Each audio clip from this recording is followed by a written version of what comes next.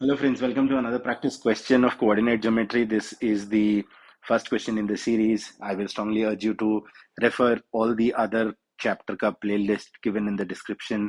ध्यान रखिएगा इस चैनल पे हम आपके लिए पुराने सालों में पूछे हुए सारे questions और एनसीईआरटी टेक्स्ट बुक के सारे क्वेश्चंस को सॉल्व करते हैं. ये क्वेश्चन पूछा गया था सीबीएसई एग्जाम्स ऑफ 2024 में. बहुत ही इजी क्वेश्चन है अगर आपको बेसिक कॉन्सेप्ट जो है वो पता है तो ये क्वेश्चन जो है ये दो कॉन्सेप्ट्स को एक साथ जोड़ करके टेस्ट कर रहा है आपको. लेट्स से ये हमारा ट्राइंगल है और इस ट्राइंगल में दिया हुआ है कि जो पॉइंट ए है, ये पॉइंट बी है, ये पॉइंट सी है. ए के कोऑर्डिनेट दिए हुए हैं 5, -6. ये एग्जैक्टली स्केल के हिसाब से नहीं बना है, ये जस्ट रेफरेंस के लिए बनाया है मैंने. बी पॉइंट है 6, 4 और सी पॉइंट है 0, 0. अब ये कह रहा है कि AD is a median of ABC. AD is a median. अगर एडी एक मीडियन है तो ये हमारा बीच में यहाँ कहीं होगा पॉइंट डी.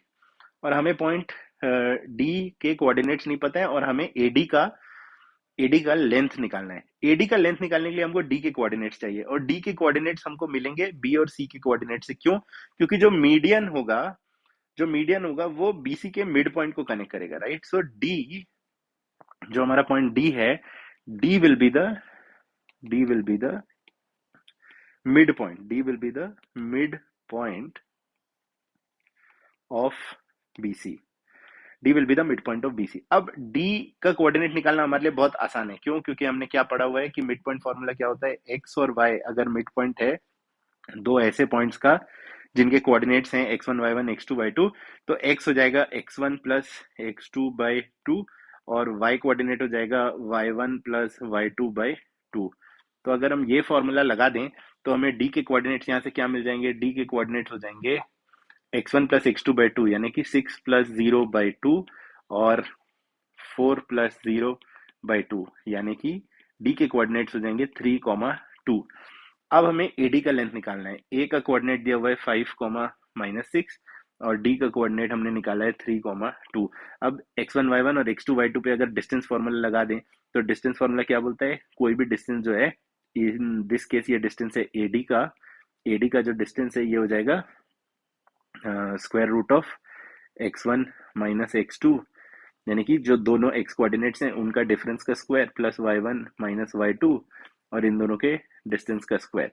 और इस केस में हमारा x1 y1 ये है और हमारा x2 y2 ये है.